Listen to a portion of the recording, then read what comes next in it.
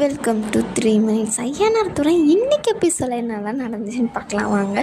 ஹோட்டலுக்கு சாப்பிட்றதுக்கெல்லாம் போயிருக்காங்க இல்லையா? அப்போது நிலாவோட ஃபேமிலி எல்லாருமே பார்த்திங்கன்னா பாஸ்தா, நான், பட்டர் சிக்கன் அந்த மாதிரிலாம் ஆர்டர் பண்ணுறாங்க. ஆனால் ஐயனார் ஃபேமிலி எல்லாருமே நிலா கூட சேர்ந்து பார்த்திங்கன்னா அவங்க வந்து ஒரு ஃப்ரைட் ரைஸ் சொல்லிப்பாங்க.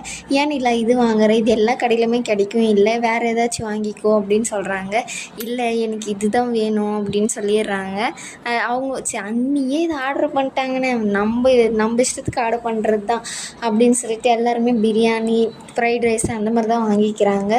இங்கே வந்து இது ஏன் சாப்பிட்றீங்க, இது எல்லா ஹோட்டல்லுமே கிடைக்கும் அப்படின்னா, இல்லை எங்களுக்கு இதுதான் பிடிச்சிருக்கு அப்படின்னு சொல்லிட்டு அவங்க வந்து இது பண்ணுறாங்க. இவங்க எது பண்ணாலும் பார்த்திங்கன்னா ஒரு இன்சல்ட் பண்ணுற மாதிரியே இவங்கள வந்து பேசிகிட்டு இருக்காங்க. அப்புறம் பார்த்திங்கன்னா எல்லோரும் இங்கே வந்து காமிக்கிறாங்க. நம்ம வானதியோட வீட்டுக்கு வந்து சோழனும் பாண்டியனும் வந்திருக்காங்க. அவங்களெல்லாம் ரிசப்ஷனுக்கு கூப்பிடலான்னு சொல்லிட்டு வந்தோடனே பார்த்திங்கன்னா வானதி யாரோ கூப்பிட்றாங்க பாருங்கள் அப்படின்னோடனே உள்ளே வாங்க தம்பி உக்காருங்க அப்படின்னு சொல்லிட்டு உட்கார வைக்கிறாங்க. உடனே வானதி வாங்க அப்படின்னு சொல்லிட்டு வந்தோடனே என்ன வந்திருக்கீங்க அண்ணா, நீங்களும் வந்திருக்கீங்களா, இருங்க நம்ம ஒரு ஜூஸ் கொடுக்குறோம் அப்படின்னு சொல்லிட்டு அவங்களுக்கு ஜூஸ் எல்லாம் ஊற்றி கொடுக்குறாங்க.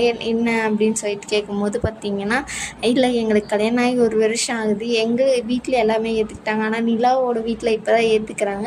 நிலாவோட அப்பாவுக்கு ஒரு ரிசப்ஷன் பண்ணி பார்க்கணுன்னு ஒரு ஆசை, அதனால தான் உங்களெல்லாம் கூப்பிடலான்னு வந்திருக்கேன். அதே என்ன தம்பி, நிலாவோட அப்பா மாமனாருன்னு சொல்லுங்கள். மாமனார் வந்து ஆசைப்படுறாரு, எங்கள் சொந்தக்காருக்கும் கொஞ்சம் பேர் தான், அதில் உங்களையும் கூப்பிடலான்னு தான் வந்தோம் அப்படின்றாங்க. கண்டிப்பாங்க வானதிக்கு சொல்லுவாங்க, கண்டிப்பாக அண்ணன் நான் வருவேன் அப்படின்றாங்க. நான் வானதிக்கு வந்து லொக்கேஷன் ஷேர் பண்ணுறேன், நீங்கள் வந்துடுங்க. அது வந்து நிறைய கோயிலெல்லாம் இருக்கும் திருவண்ணாமலையில்.